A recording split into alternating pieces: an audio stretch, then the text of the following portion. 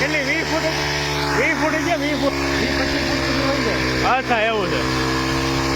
આ લેવું હોય તો ક્યાં આવવાનું? આપણે ગઢડિયા ચોકડી બાયપાસ ગણેશની પાછળ.